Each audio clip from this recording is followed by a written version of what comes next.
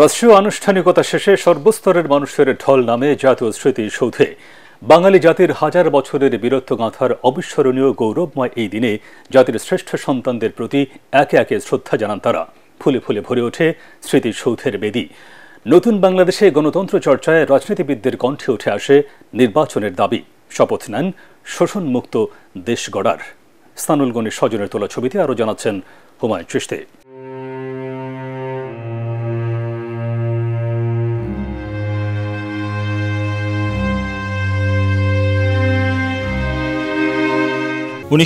সালের 16 ডিসেম্বর জাতির ভাগ্যাকাশে উদয় হয় নতুন এক সূর্যোদয়।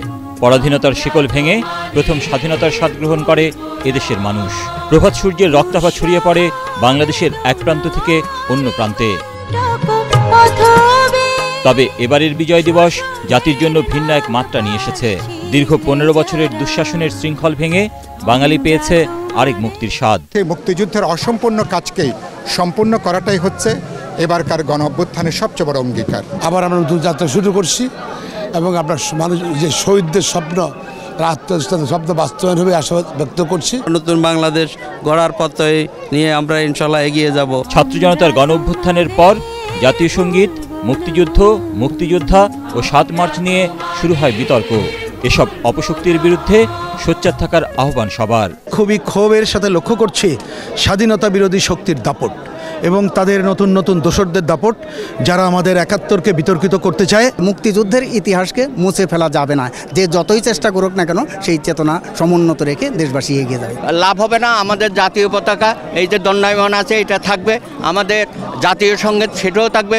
মুক্তিযুদ্ধের চেতনা, মূল্যবোধ যেটা আমরা প্রতিষ্ঠা করতে পারেন, সেটাকে ধারণ করেই আগামী দিনের বাংলাদেশ আমাদেরকে প্রতিষ্ঠা করতে হবে। স্বাধীনতাকে মূল্য দিতে হবে, স্বাধীনতার বীর সৈনিকদের মূল্য দিতে হবে, শহীদদের মূল্য দিতে হবে, স্বাধীনতার নেতৃবৃন্দকে মূল্য দিতে হবে। তাদের অস্বীকার করে আমাদের ভবিষ্যৎ ভালো হবে না।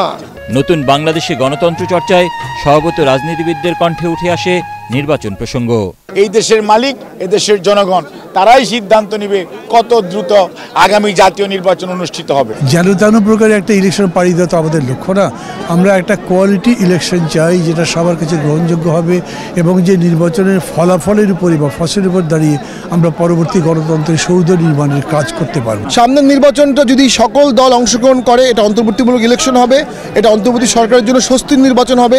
যদি একতরফা ইলেকশন হয়, তাহলে আমরা ভয় পাচ্ছি 14 ঘটনাবলী পুনরাবৃত্তি বাংলাদেশে হতে পারে। বিভিন্ন রাজনৈতিক দল ও সংগঠনের পাশাপাশি সর্বস্তরের মানুষের এই ঢল স্মৃতিসৌধ থেকে ছড়িয়ে পড়ে আশপাশের এলাকাতেও।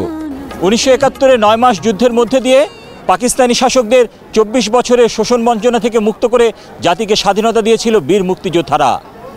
2024 সালে 15 বছরের দুঃশাসন থেকে জাতিকে মুক্ত করেছে ছাত্র জনতার গণ অভ্যুত্থান। মুক্তিযুদ্ধের চেতনাকে ধারণ করে গড়ে উঠবে বৈষম্যমুক্ত বাংলাদেশ। আরেকটি গ্রহণযোগ্য, অবাধ, সুষ্ঠু, নিরপেক্ষ নির্বাচনের মাধ্যমে গণতন্ত্রের পথে এগিয়ে যাবে দেশ, এমনই প্রত্যাশা সবার। হুমায়ুন চিশতি, এটিএন বাংলা, জাতীয় স্মৃতিসৌধ, ঢাকা।